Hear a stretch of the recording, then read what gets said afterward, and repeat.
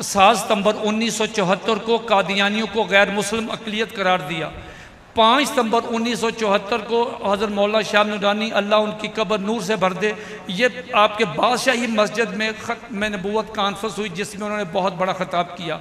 वहाँ पे तकरीर करते हुए एक आदमी ने कसम खा के कहा कि मैं अल्लाह की कसम खा के कहता हूँ कि मेरे ख्वाब में नबी अलैहिस्सलातु वस्सलाम तशरीफ़ लाए और मुझे उन्होंने कहा कि पाकिस्तान में जाके ये ऐलान कर दो कि क़यामत तक मेरा जो भी उम्मती हजूर मेरी ख़त्म नबूवत के लिए दामे दरमे कदमे सुखने तकरीर करके तहरीर करके चंदा दे के कॉन्फ्रेंस मुनक्कद करके किताब लिख कर नारा लगा कर जैसे क़ारी ज़फ़र बहादुर साहब इन प्रोग्राम सरपरस्ती करके किसी भी तरीके से तहफ़्ज़ ख़त्म नबूवत में शामिल होता है, अल्लाह ने सबकी बख्शिश कर दी। ये जो आप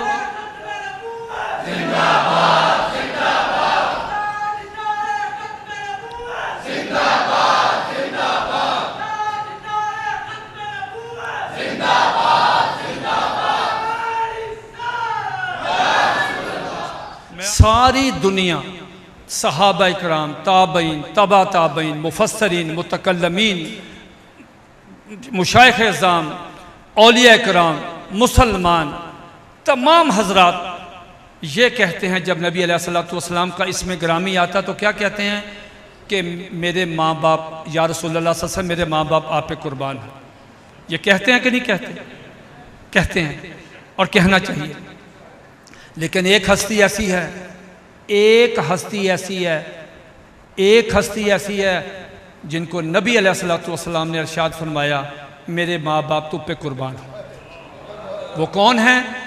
ओहद का मैदान है। हज़रत साद बिन अबी वक़ास रज़ी अल्लाह ताला अन्हु जो हैं नबी अलैहिस्सलातु वस्सलाम उनको वो तीर दे रहे हैं, वो तीर चलाते हैं। ये लंबा है, मैं आपको सुनाऊँ क्या वाक़या है, क्या उन्होंने तीर फेंके, किस तरह निशाने लगाए, किस तरह हजूर अलैहिस्सलाम खुश हुए। तो जब तीर निशाने पे लगता तो हजूर अलैहिस्सलातु वस्सलाम उनसे कहते साद और तीर फेंको मेरे दुश्मनों की तरफ, मेरे माँ बाप तुम पे कुर्बान। आज भी जो शख्स तहफ़्ज़ ख़त्म नबूवत का काम करता है, अल्लाह की कसम हजूर अलैहिस्सलातु वस्सलाम का हाथ उसकी पुश्त पे होता है। मैं वाकंड गया, मुझे उन्होंने एक बंदे को बुलाया जो 74 की तहरीक में ख़त्म नबूवत का काम करता था। वो बच्चा था, उस वक्त जवान हो गया, बच्चा था। उसने मुझे वाक़या कहना अंकल मैं बच्चा था तो बिल्कुल मैं कुछ तीसरी जमात में पढ़ता था, तो मैं भी ख़त्म नबूवत 74 वाली तहरीक में नारे लगा रहा था। कहते मैं नारा मुझे गिरफ़्तार कर लिया, मुझे भी गाड़ी में लेकर थाने ले गए तो सबको उन्होंने मारा मुरा भी। तो मैं बच्चा था, मुझे भी उन्होंने कान पकड़वाए, DSP था, उन्होंने कान पकड़वाए, मैंने कान पकड़ ली। कहते पीछे से उसने मेरी कमीज़ ऊपर की तो हाथ में उसके जूता था, तो मुझे कहने लगा कितने मारूं, बताओ तुम कितने मारूं।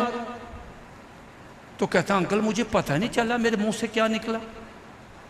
मैंने नीचे से कान पकड़े हुए मैंने कहा ओने मारी जिन्हें क़यामत वाले दिन खा सकता।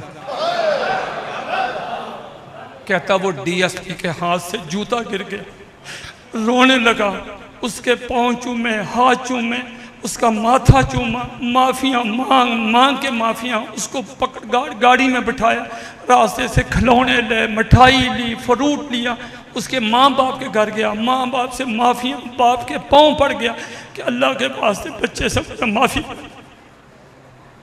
ये जिन लोगों ने लब्बैक के जुलूसों पे सुलम किया, मरना उन्होंने भी।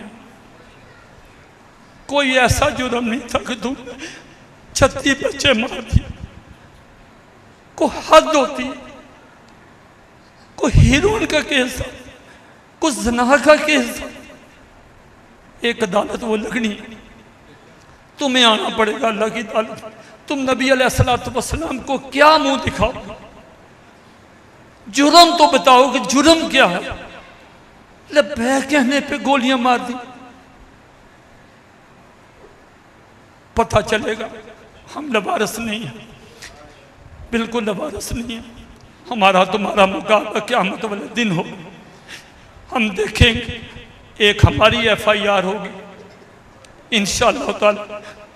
तुमने जरा ख्याल नहीं किया, थप्पड़ मार लेते, मुक्का मार लेते। कोई जुर्म तो बताओ कि ये जुर्म है।